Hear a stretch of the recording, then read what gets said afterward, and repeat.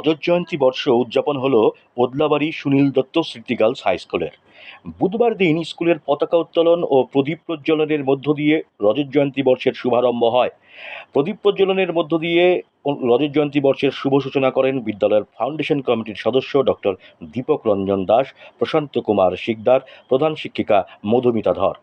এছাড়াও উপস্থিত ছিলেন এলাকার বিভিন্ন বিদ্যালয়ের বর্তমান ও প্রাক্তন শিক্ষক শিক্ষিকা, হিমালয় ইকোলজি ফাউন্ডেশনের সদস্যগণ, ওদলাবাড়ি নেচার অ্যান্ড অ্যাডভেঞ্চার সোসাইটির সদস্যগণ, সৃষ্টি সংস্কৃতি সন্ধ্যার সদস্য সহ অন্যান্য বিশিষ্ট ব্যক্তিবর্গগণ। এদিন উদ্বোধনী সঙ্গীত ও নৃত্য পরিবেশন করেন বিদ্যালয়ের ছাত্রী ও শিক্ষিকাগণ।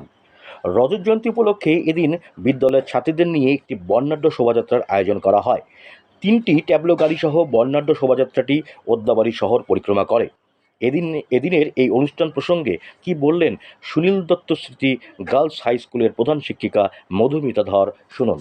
আমাদের স্কুলটির অ্যাপ্লিকেশন পেয়েছিল, সেই জন্য এই দিনটিকে আমরা ফাউন্ডেশন ডে ধরেই রজত জয়ন্তী বর্ষের শুভ সূচনা করলাম।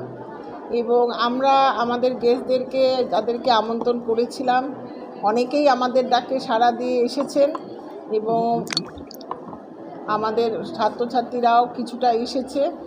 আর বাদবাকি ছাত্রছাত্রীরা যেহেতু সামার ভ্যাকেশন পড়ে গেছে, সেই জন্য তাদের উপস্থিতির হারটা আমরা একটু কম দেখতে পাচ্ছি।